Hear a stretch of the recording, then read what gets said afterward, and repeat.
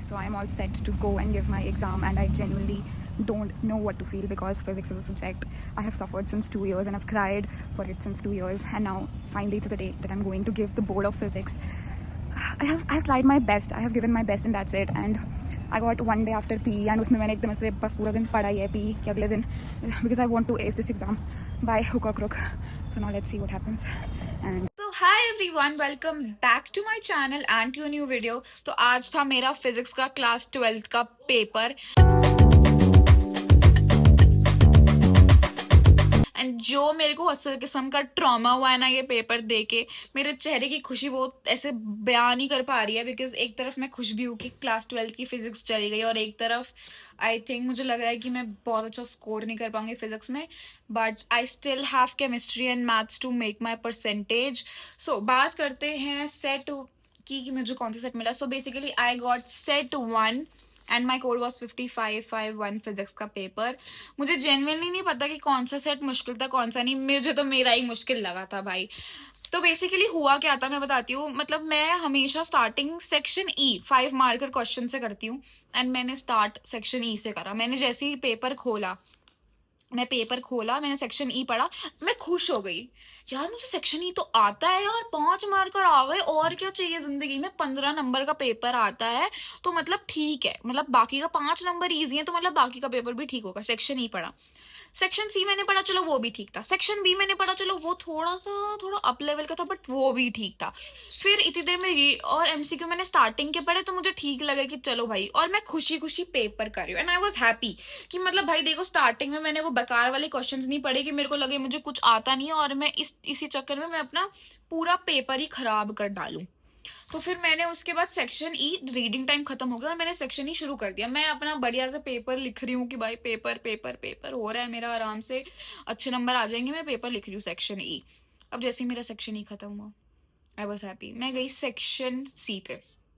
अब section E के बाद मैंने डी छोड़ दिया. मैंने कहा केस स्टडी लास्ट में करूंगी, ये एमसीक्यू वगैरह वाला पार्ट जल्दी हो ही जाता है, मोस्टली प्री बोर्ड्स में मेरा हो ही गया था लास्ट में कर करके. तो मैंने सोचा मैं सेक्शन सी करती हूँ. अब जैसे ही मैंने सेक्शन सी करा तो बीच बीच में मेरे को लग रहा था आ रहे हैं मेरे को क्वेश्चन, बट थोड़ा थोड़ा मैं भूल भी रही थी, बट फिर मैंने कर ही दिया कि ठीक है भाई हो रहा है. एंड देन मैं सेक्शन बी भी हो गया मेरा, मैंने सब कर लिया सेक्शन बी. बट दिक्कत मेरे से ये हो गई थी कि सेक्शन ई के व्हीटस्टोन वाले ब्रिज में मैंने बहुत ज्यादा टाइम लगा दिया था. मुझे भी नहीं पता क्यों लगा दिया मैंने, बट मैंने बहुत टाइम लगा दिया था, मेरी गलती है वो. उस वजह से मैं काफी लेट चल रही थी पेपर में. तो लेंदी भी था पेपर, ऐसी बात नहीं है, पेपर भी लेंदी था क्योंकि डेरिवेशंस काफी थी पेपर में, ऐसी बात नहीं है. फिर आती हूँ मैं सेक्शन नंबर डी पे कि भाई चलो भाई अब सेक्शन नंबर डी पढ़ लेते हैं. तो मैंने सेक्शन डी पढ़ा. मुझे पहली बार में तो समझ ही नहीं आया ये केस स्टडी है किस टॉपिक की भाई. सोचा इलेक्ट्रिक फील्ड की है और दूसरी वाली वेव ऑप्टिक्स की दे दी, बट मेरे को समझ ही नहीं आ रहा था कि इसमें फॉर्मूला कौन सा यूज करूं. मुझे समझ ही नहीं आ रही, जबकि लिखा गया है तो मैं फॉर्मूला यूज करके आंसर कैसे निकालूं. एंड आई स्वेयर मेरे सारे जितने भी मैंने मॉक दिए हैं स्कूल में, जितने भी मैंने प्री बोर्ड दिए, कभी इतनी गंदी केस स्टडी मैंने जिंदगी में नहीं देखी थी.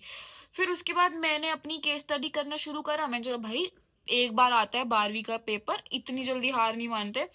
अभी मेरे पास आधा घंटा है तो मुझे एमसीक्यू केस स्टडी के लिए आधा घंटा ही मिला क्योंकि मेरा बाकी का पेपर काफी टाइम खा गया था.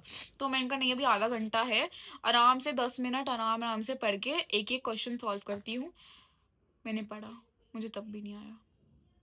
अब मैं क्या करूं, मेरे पास और कोई ऑप्शन ही नहीं है. मैंने कहा कोई बात नहीं, अभी दिमाग नहीं चल रहा होगा, ज्यादा टेंशन ले रही हूँ, मैं सेक्शन ए एमसीक्यू कर लेती हूँ. तो एमसीक्यू मैंने रीडिंग टाइम में 1-2 कर लिए थे थ्योरी वाले, बाकी करने लगती हूँ. तो मेरे को एमसीक्यू हो रहे थे, जो बीच में नहीं हो रहे थे फिर मैं पैनिक करी थी. फिर मैं केस स्टडी पे जा रही थी कि अब वो ट्राई करती हूँ, अब शायद हो जाए.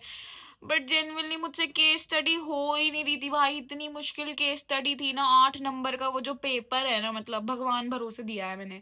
बट ठीक है, उसमें से केस स्टडी फिर इतनी बार ट्राई करने के बाद मेरे से 3-4 क्वेश्चन हिल गए कि मतलब 3-4 ऐसे कि मतलब हिंट हो रहा था ये आंसर है. तो थोड़ा थोड़ा सॉल्व करके मतलब थोड़े बहुत आंसर्स मेरे आ गए. बट देन मेरे से बाकी केस स्टडी हो ही नहीं रही थी. मैं तुक्के मार के आई हूँ बाकी की केस स्टडी में, और क्या बताऊँ मुझे नहीं समझ में आ रहा था. ठीक है, अब मैं कोई अव्वल किस्म की टॉपर नहीं हूँ. ठीक है, I am just an average student, I am clearly saying that. But I really worked hard for this exam because मेरे को पता था, पिछले साल के एनालिटिक्स से पता चल जाता है that physics का पेपर comes really tough.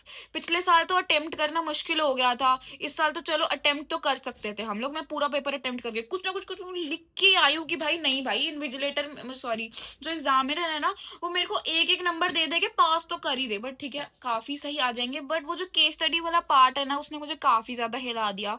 तो case study was difficult and set MCQs भी मैं बोलूंगी, एमसीक्यूज भी इजी नहीं थे भाई, मॉडरेट टू हार्ड में थे. थ्योरेटिकल वाला पार्ट भी मुझे मॉडरेट टू हार्ड में लगा, but I was able to attempt because मैं डेरिवेशन अच्छे से करके गई थी.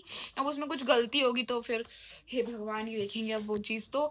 बट ठीक है, मेरा पेपर सही गया, एवरेज गया. अगर केस स्टडी थोड़ी सी सीबीएसई थोड़ा सा केस स्टडी पे इजी कर देता ना, I swear to God I would be more than happy. I am happy कि चलो पेपर इतना इतना ज्यादा, जितना ट्रॉमा था कि भाई बच्चे पास नहीं हो पाते, पास तो हो जाऊंगी, बट इतना ज्यादा भाई थोड़े तो अच्छे नंबर ला. केस स्टडी भाई, केस स्टडी क्यों नहीं हुई मुझसे, मुझे भी नहीं पता. अब मुझे सेट 1 मिला, मुझे नहीं पता कि दूसरे लोगों का पेपर कैसा गया. मेरा पेपर सेट 1 था, मुझे नहीं पता कौन सा सेट डिफिकल्ट आया था, बट मेरा सेट 1 ही मुझे खुद को डिफिकल्ट लगा. मैं दूसरे सेट का जान के क्या करती. But then this was my entire review. अब मेरी परसेंटेज फिजिक्स की वजह से खराब ना हो जाए, इस वजह से I have to really work upon chemistry and maths, like दिन रात एक करना पड़ेगा. So best of luck for you guys. तुम्हारी केमिस्ट्री और मैथ्स का भी पेपर बचा है, अभी मेरा भी बचा है. And comment down which set you got and क्या तुम्हें पेपर इजी लगा या मुश्किल. भाई मेरे को तो मुश्किल लगा. अब तुम लोग आके चाहे नीचे कमेंट में ये लिखो कि सेट 1 तो बड़ा इजी था, आपको मुश्किल क्यों लगा. मुझे मुश्किल केस स्टडी लगी और थोड़े बहुत एमसीक्यूज लगे, बाकी सब बढ़िया था बढ़िया था. बट मैं ये चीज को सोच के खुश हूँ कि फाइनली क्लास 11th-12th की फिजिक्स चली गई, जो मैंने अपने आप को घिसा है ना फिजिक्स के लिए. बट ठीक है. एंड मेरी आंखों के नीचे काले घेरे हो गए हैं लिटरली, क्योंकि मैं 2 घंटे की नींद पे पेपर देने गई थी. मेरा परसों पीई का पेपर था और कल एक दिन की छुट्टी में, एक दिन की छुट्टी में भाई मेरे को किताबें ढूंढने में टाइम लग जाता है एक दिन तो. और सीबीएसई ने एक दिन दिया है कि भाई तैयारी कर लो. मैं अपनी पूरी जिंदगी में इतना नहीं पढ़ी जितना मैं कल के दिन में पढ़ी हूँ भाई. ले ले ये भी कर वो भी कर. 14 चैप्टर एक दिन में रिवाइज करना, चाहे पहले मैंने करे भी हुए थे, is not at all easy.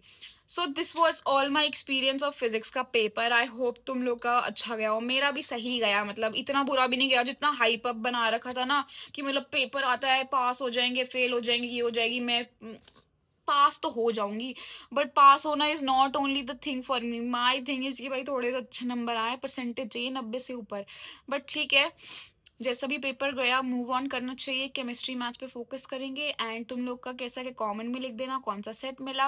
And like share and subscribe to my channel for more such videos. Bye bye guys, see you in the next video.